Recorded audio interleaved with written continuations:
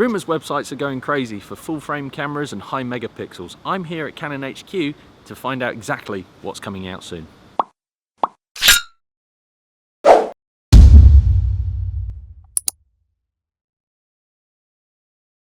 So I'm here meeting David, product intelligence professional from Canon, the man who knows all.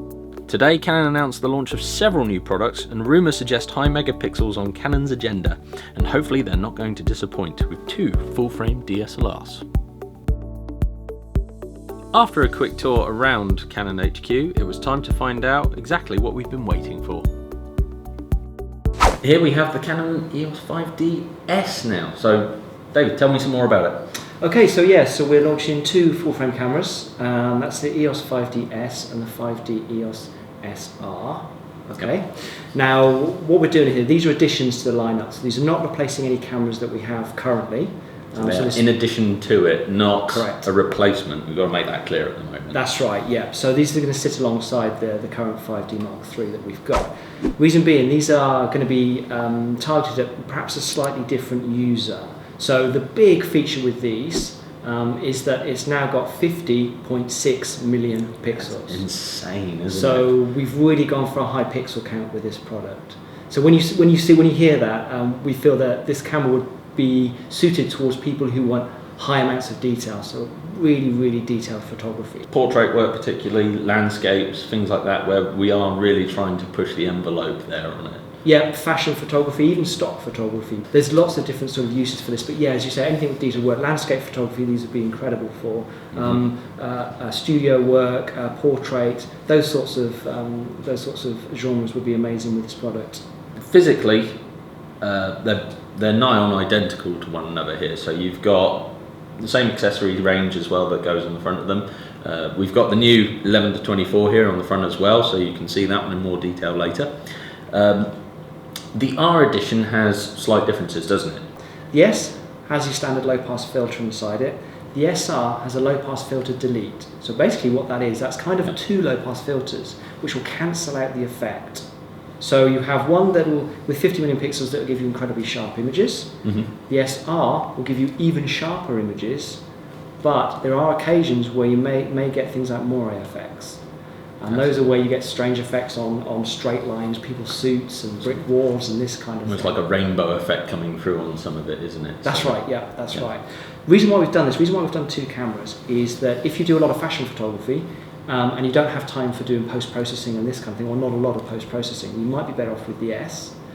If you're doing landscape photography where you're less likely to have rigid straight lines, it's more sort of organic matters that you're photographing, the SR might be the better camera because you'll get that increased sharpness, and also you'll have time to actually post-process your shots and this kind of thing. So that's why we've got 2 models in this lineup.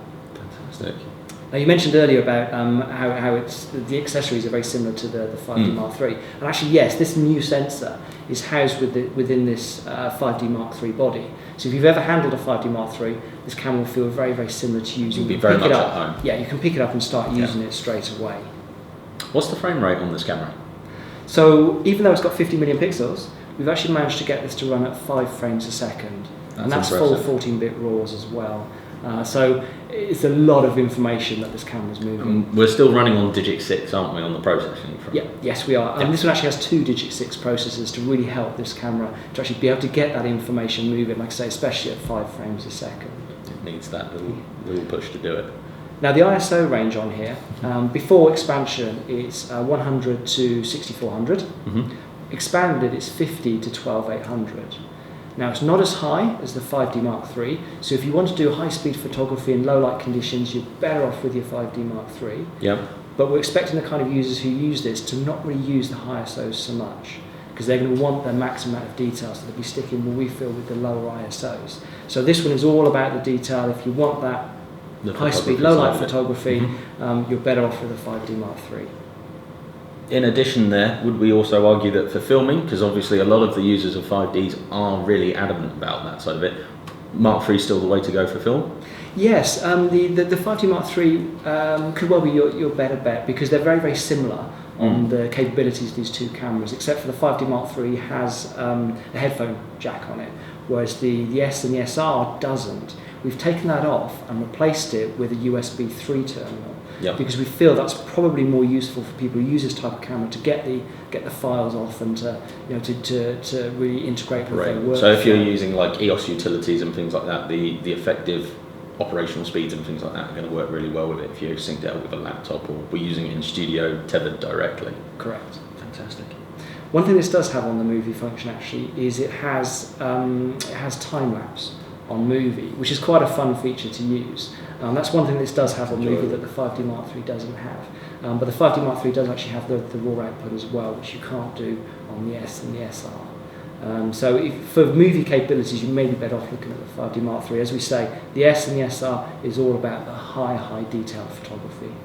Now, including on landscapes as well at the moment, we've also seen the release of the 11-24 here as well. L-series glass, f4, ludicrously wide as well. It's impressive on that front. Obviously, filter-wise, we're going to look at some specialist equipment to go on the front of that one. But its design is fantastic, and it falls into the L-series category as well, doesn't it? So we've got all the qualities that back that up, haven't we? That's right. I mean, this has got the latest technology inside it. It really is pushing the boundaries of what is capable with glass technology for us at the moment. This actually has 2 of our sub-wavelength coatings inside it. Now, the sub-wavelength coating is like an anti-reflection coating, and it is a very difficult and very expensive coating to make. And this is the first product we have, which actually has 2 of them on different pieces of glass inside the camera, so inside the lens, sorry. So it's a very sophisticated piece of equipment, but will give you most amazing image quality. So we're on our way back from Canon now, back to the shop. We've seen what Canon are going to bring to the market this year. It's impressive. It's got incredible output, and I think that this is really going to rock the boat. This year particularly, Canon clearly are going to forcibly get themselves out and noticed on the market, certainly with that amount of megapixels. If you want to see a full review of these cameras, the S and the R editions of the 5D, give this video a like and subscribe to our channel. See you soon.